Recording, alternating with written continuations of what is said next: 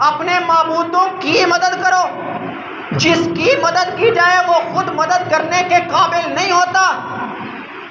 اچھا، دربار پہ بھی میرے خیال میں جس طرح ہمارے ہاں اعلان ہوتا ہے نا، کبھی کبھار ریکویسٹ کی جاتی ہے بھئی تعاون کرو مدرسے کے ساتھ، مسجد کے ساتھ، دربار پہ بھی ہوتا ہے۔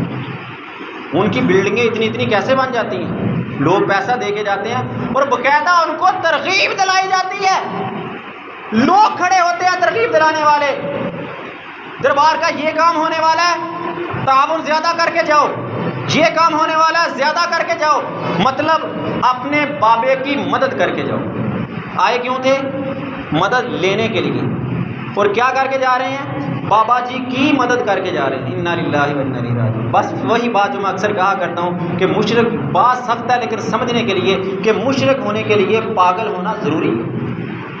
ہم سوچتے ہی نہیں ہیں، سمجھتے ہی نہیں ہیں کہ ہم کر کیا رہے ہیں، ہمارے ساتھ ہو کیا رہا ہے، اور وہاں لوگ دھڑا دھڑ دیتے ہیں، بکرے بھی جا رہے ہیں، چھترے بھی جا رہے ہیں، دیگیں بھی جا رہی ہیں، پیسہ بھی جا رہا ہے، جیبیں خالی کر کے آ جاتے ہیں۔ یہاں اعلان کر دیا جائے بھائی صاحب کا جمعہ اعلان کیا تھا نا، آپ کی مسجد کا بل بہت زیادہ آ گیا، گرمی کا موسم ہے تو تعاون کر کے جانا۔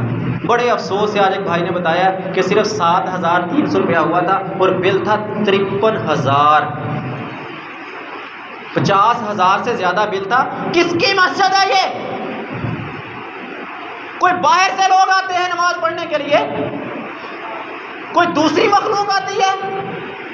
ہمیں یہاں نمازیں پڑھنے والے، ہمیں جمعے پڑھنے والے، ہم ہی سارا کچھ کرنے والے، اپنے گھروں کے سارے اخراجات کبھی بل مس کیا ہم نے؟ جتنا بھی آ جائے، ٹیکس ڈبل ٹرپل لگ کے آ جائے، ادھار اٹھا کے اتار دے، میٹر نہیں کٹنا چاہیے، اور اللہ کے گھر کا میٹر کٹ جائے کوئی پرواہ نہیں ہے۔ یہاں اللہ کے راستے میں دینے کے لیے 2-3 بار جیب میں ہاتھ ڈالتے ہیں اور ریسرچ کرتے ہیں، تلاش کرتے ہیں، کوئی چھوٹا نوٹ ہاتھ میں آئے وہ نکال کے دیا جائے، بڑے کو پیچھے ہی رکھا جائے۔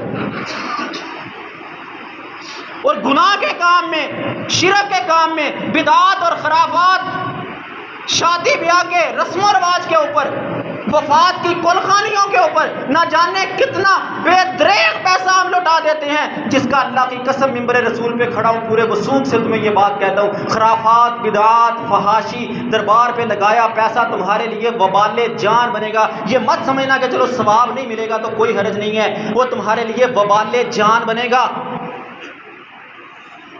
پھنس جاؤ گے اس پیسے کے پیچھے، شاید یہ سمجھو کہ مجبوریاں، اولاد، خاندان، رشتہ دار، گلی محلہ، ماحول، سوسائٹی، جدید دور۔ بعض لوگ کہتے ہیں جی وقت کے ساتھ بھی تو چلنا ہے، جدید دور بھی تو ہے۔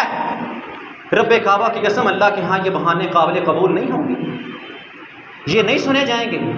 اللہ پوچھے گا قرآن تمہارے پاس تھا، حدیث تمہارے پاس تھی، پڑھا جاتا تھا، سنایا جاتا تھا، تمہیں بتایا جاتا تھا، اور تم 2 کانوں کا کان اس طرح استعمال کرتے تھے کہ ایک سے سنا دوسرے سے نکال دیا۔ وبال جان مان جائے گا وہ پیسہ۔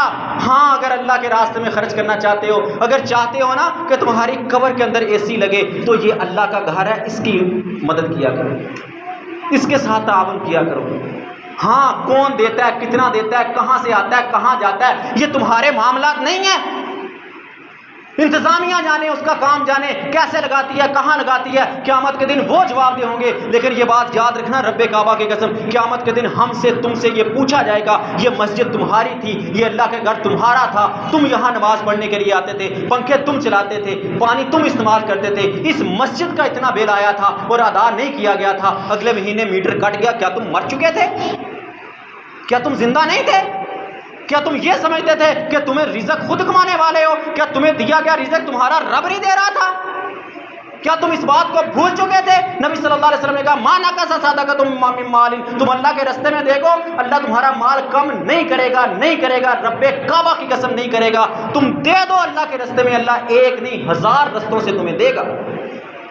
یقین نہیں تھا، یقین واقعی کمزور ہے ہمارا۔ کیسے؟ جب انہوں نے آگ جلائی نا، آگ جلا کے ڈالنے لگے، ڈال دیا ابراہیم علیہ السلام کو آگ کے اندر۔ اب دیکھ لو ابراہیم علیہ السلام کا یقین اور ہمارا یقین۔ ہم اپنی جیب سے اللہ کے راستے میں خرچ نہیں کرتے، کس ڈر سے کہ پیسے کم ہو جائیں گے، پیسے کم ہو جائیں گے، جبکہ نبوت والی زبان کے نکلے ہوئے لفظ ہیں مانا کا صد مانا کا صد مانا کا صد صدقۃ من مال، تیری جیب سے اللہ کے راستے میں نکلنے والا نوٹ تیری جیب میں پڑی ہوئی رقم کو کم نہیں کرے گا، نہیں کرے گا۔